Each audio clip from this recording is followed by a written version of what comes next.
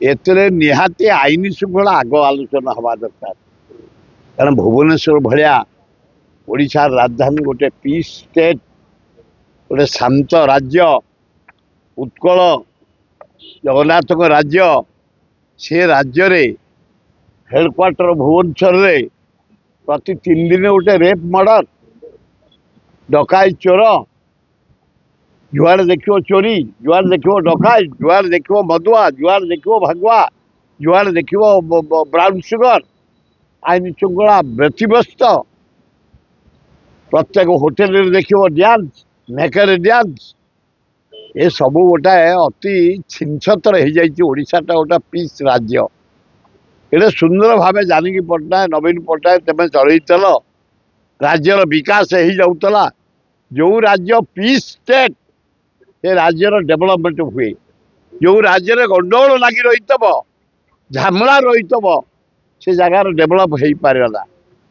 ତେଣୁ ବିଧାନସଭାରେ ପ୍ରଥମେ ଆଇନ ଶୃଙ୍ଖଳା ଉପରେ ଚର୍ଚ୍ଚା ହେବା ଦରକାର। ଦ୍ୱିତୀୟ, ଖାଇବାକୁ ଲୋକ ପାଇକି ଆମ୍ବୁଲ ଟାକୁଆ ଖାଇକି ମଲେଣି। ଗରିବ ଲୋକ ହତାଶ। ଦରଦାମ ଉପରେ ଚାଉଳ ରେଟ୍ ବଢ଼ିଲା, ଗହମ ରେଟ୍ ବଢ଼ିଲା, ଅଟା ରେଟ୍ ବଢ଼ିଲା, ସୁଜି ରେଟ୍ ବଢ଼ିଲା, ଚିନି ରେଟ୍ ବଢ଼ିଲା, ତେଲ ରେଟ୍ ବଢ଼ିଲା, ଘିଅ ରେଟ୍ ବଢ଼ିଲା, ପନିପରିବା ରେଟ୍ ବଢ଼ିଲା। ଲୋକ ହତାଶ। ବିକେଳରେ ଆମ୍ବ ଟାକୁଆ ଖାଇ ମରିଛନ୍ତି, 3 ଜଣ ମଲେଣି। ତୃତୀୟ, ଏତେ ପଇସା ବର୍ବାଦ କରିବା ଉଚିତ ନୁହଁ। ଓଡ଼ିଶା ସରକାର ନେତାମାନେ, ମୁଖ୍ୟମନ୍ତ୍ରୀ ଦଳ ଦଳ ନେଇ କିଏ ସିଙ୍ଗାପୁର, କିଏ ବମ୍ବେ, କେବେ ଦିଲ୍ଲୀ। ଯେମିତି ନବୀନ ପଟ୍ଟନାୟକ ସମୟରେ ଖାଲି ଫରେନ୍ ବୁଲିଲେ, ଖାଲି ବମ୍ବେ, ଦିଲ୍ଲୀ, କଲିକତା ଦେଖେଇଲେ ଆମକୁ ଶିଳ୍ପ। ଦେଖିଲା ବେଳକୁ ଗୋଟାଏ ନାହିଁ। ଏଇ ମୋହନ ମାଝୀ ତାଠୁ ବଳିଗଲେ।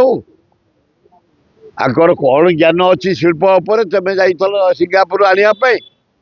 ସିଙ୍ଗାପୁରରେ ଯାଇ ଯେଉଁ ଲୋକ ବ୍ଲାକ୍ ଲିଷ୍ଟେଡ୍, ଯେଉଁ steel plant company black listed, warrant ବୁଲୁଛି, ଗରିବ ଲୋକ ପଇସା ଦେଇନି, ସେହି କମ୍ପାନୀ ବ୍ଲାକ୍ ଲିଷ୍ଟେଡ୍ କମ୍ପାନୀ ସହିତ କୁଣ୍ଡିଆ କୁଣ୍ଡି ହେଇଯାଉଛ। କ'ଣଟା ଶିଳ୍ପ କରିବୁ ଆମେ ବିସ୍ତାର? ଏଇସବୁ ବିଷୟରେ ଓଡ଼ିଶାର ସମ୍ମାନ ପାଇଁ, ଓଡ଼ିଶାର ଡେଭଲପମେଣ୍ଟ ପାଇଁ ପ୍ରଥମେ ଓଡ଼ିଶା ପିସ୍ ହେବା ଦରକାର, ଶାନ୍ତି ହେବା ଦରକାର।